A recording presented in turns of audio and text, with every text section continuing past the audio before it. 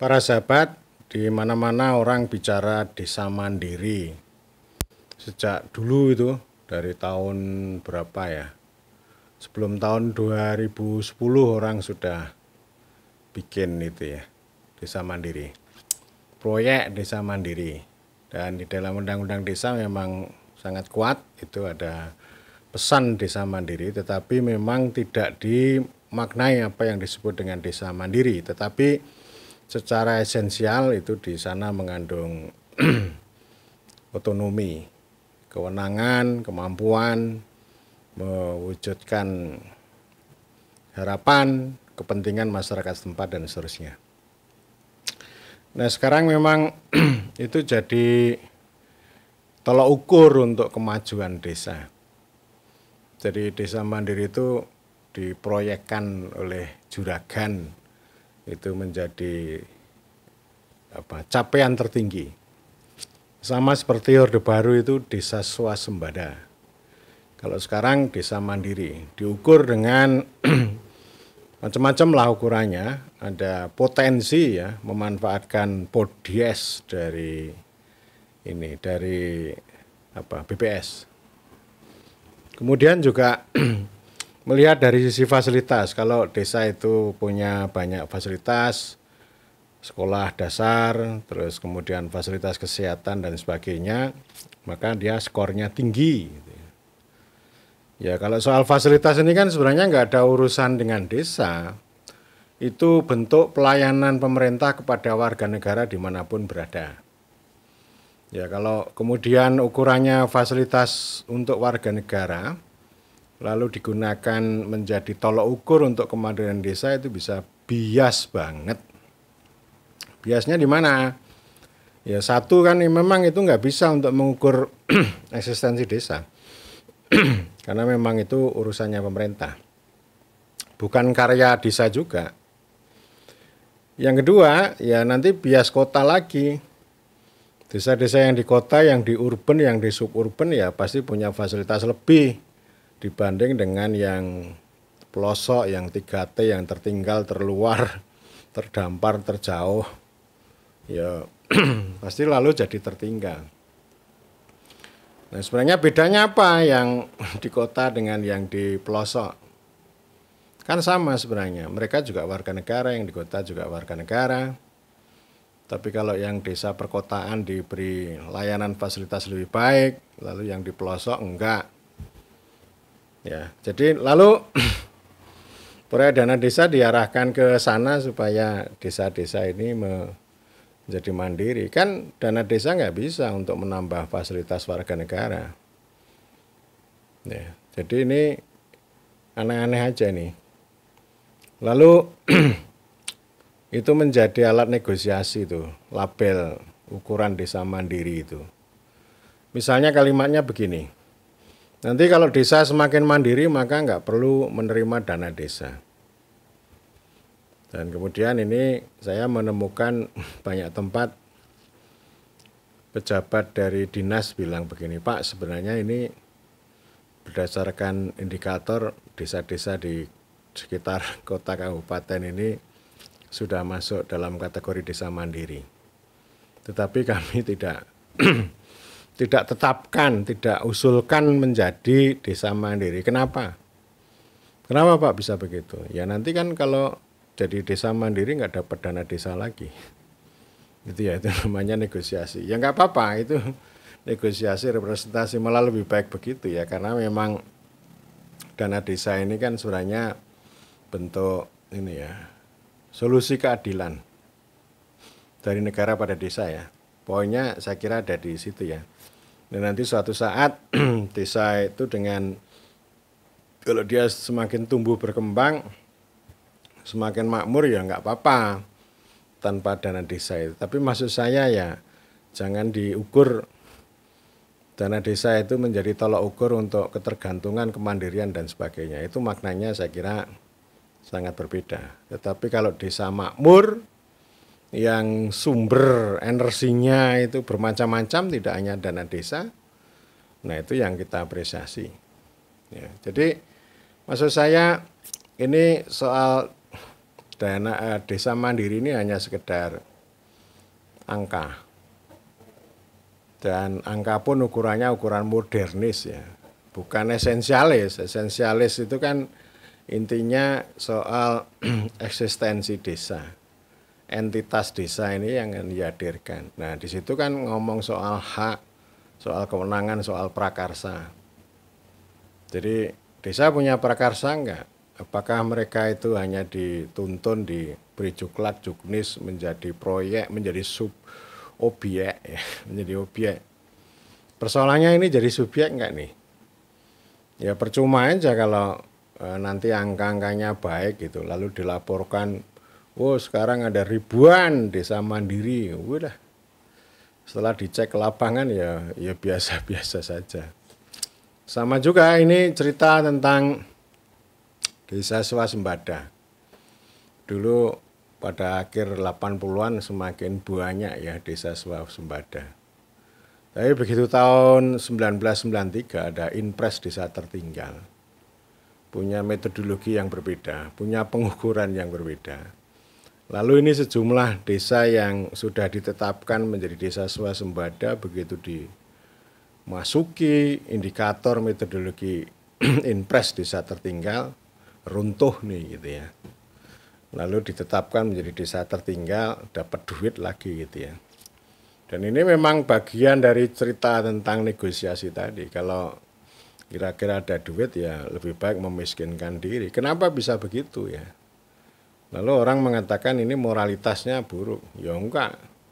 Saya enggak buru-buru mengatakan ini soal demoralisasi, bukan. Tetapi ya memang karena negara tidak hadir dalam pengertian yang sebenarnya.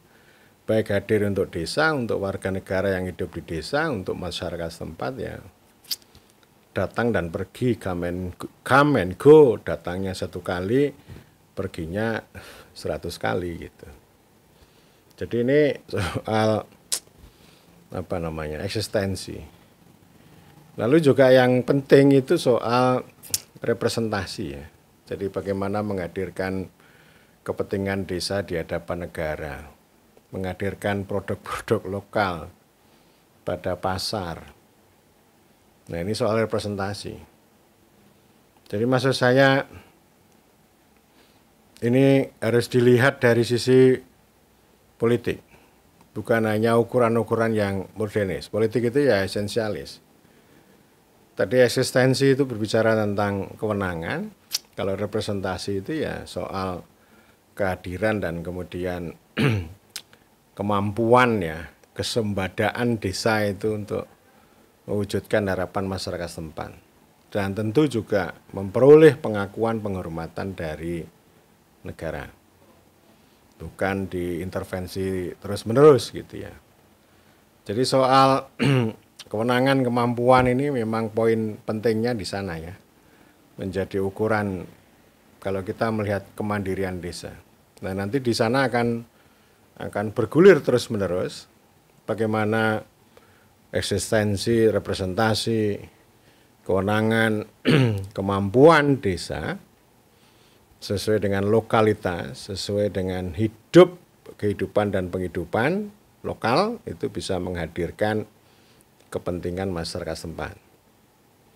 Jadi kalau artinya desa itu hanya ditarget terus-menerus dengan proyek-proyek dari atas, desa menjadi objek ya itu omong kosong kalau Anda berbicara desa mandiri.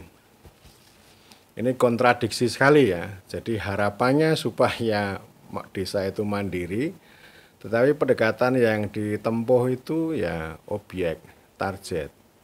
Sering tidak nyambung. Jadi jangan dikira kalau misalnya 18 butir SDGs desa itu sebagai panduan, bukan, itu sebagai instruksi ya.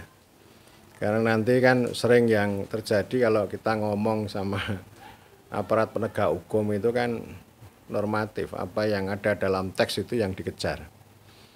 Jadi artinya kalau menyimpang dari teks itu atau berbuat lain dari teks ya itu bisa dianggap sebagai kesalahan. Dan kesalahan itu bisa menimbulkan temuan.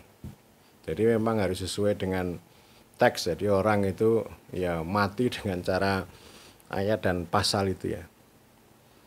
Jadi selama ini ya itu omong kosong itu dana apa namanya desa mandiri itu. Sama dengan lomba desa yang juara nasional di Jawa Tengah suatu ketika dicek ya biasa-biasa saja, nggak ada yang hebat. Ada juga desa yang ditetapkan menjadi satu juara provinsi karena hebatnya hebatnya desa digital. Tapi begitu tahun berikutnya dia ikut lomba di level kabupaten, dia nomor 3, bukan nomor 1. Kenapa? Saya tanya pada tim penilai, karena memang digitalnya itu belum begitu banyak bermanfaat bagi masyarakat. Jadi ukurannya melihat soal kemandirian itu. Ini kan kemandirian jadi ukuran ya. Itu adalah kemampuan desa itu memberi manfaat pada masyarakat. Jadi policy programnya dan sebagainya itu bermanfaat. Bukan sekedar nanti ukuran-ukuran yang sifatnya artifisial. Atau misalnya desa itu mengeluarkan modal yang cukup banyak untuk BUMDesa. Semakin banyak modal yang diberikan, itu skornya bagus. Tetapi ini ada seorang kepala desa yang mengeluh.